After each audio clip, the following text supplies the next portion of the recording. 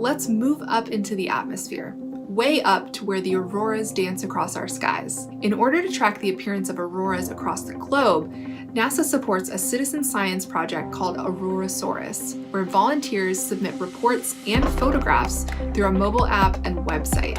With all of this data from users around the planet, researchers are able to learn more about this mysterious and dazzling phenomenon. I'm joined by NASA scientist Dr. Elizabeth MacDonald and citizen scientist Donna Lach. Thank you so much for joining us. Hi, thank you for including me.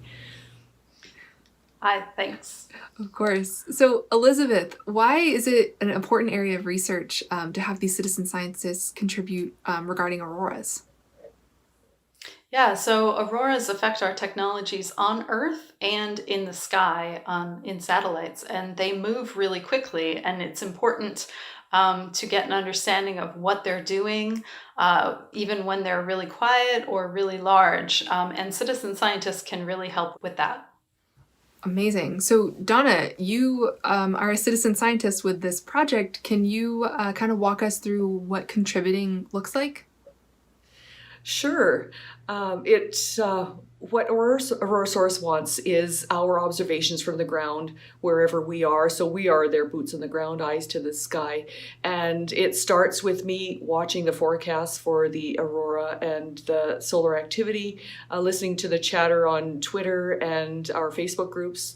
And when the conditions are right and the sky is clear, I head out with my camera and I will take pictures of the aurora.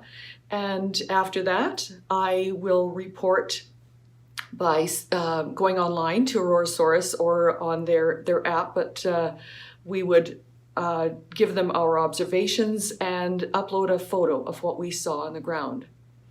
Wow. And Elizabeth, how does that help you with your research?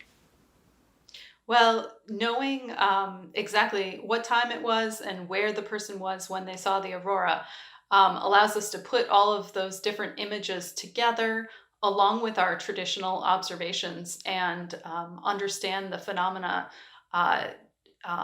in more depth. What kind of discoveries have citizen scientists made with this project? So one big one is something called Steve, which is actually an aurora that can be seen further away from the poles than the usual aurora. So overhead over southern Canada and the northern US. And it's very unusual. It kind of looks like an airplane condensation trail, but with a photograph, you can pick up these amazing colors as well.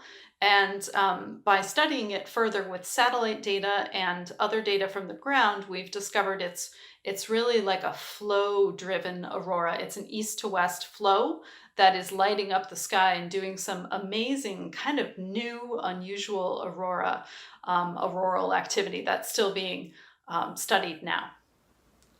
Wow, that is amazing.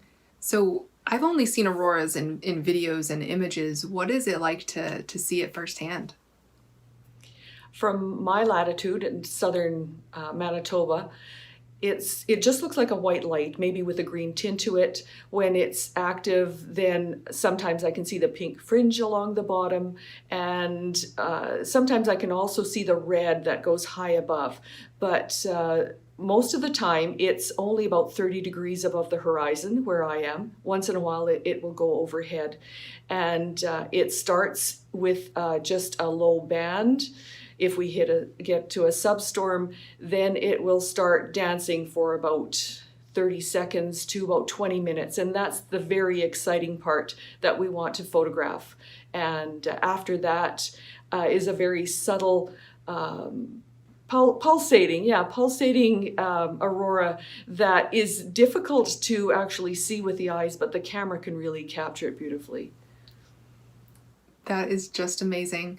And so we only have a couple seconds left, but do you have a couple pieces of advice for people that want to get involved? I would say please join us because it's a very exciting thing to be involved with, to be able to report and share what I see. I'm not a scientist. I don't have a great camera. I'm not a professional, but I can be involved in something that's really important. And right now in this time of social distancing, we're looking for something to do outside, and we can do this on our own. We don't need to worry about social distancing, and we can link arms with everyone across the globe to be a part of something very exciting like this. Yeah, virtually we can get together, and also it's really a great bridge between the public and the scientific community, and it spurs a lot of great communication and questions about what we're seeing. So yeah, we encourage people to join us. Be patient. The sun, we have to wait for the sun and the sky to be clear, and that can take a while, but you can join our community and learn more in the meantime. So everyone is welcome. Awesome. Thank you both so much. Thank you.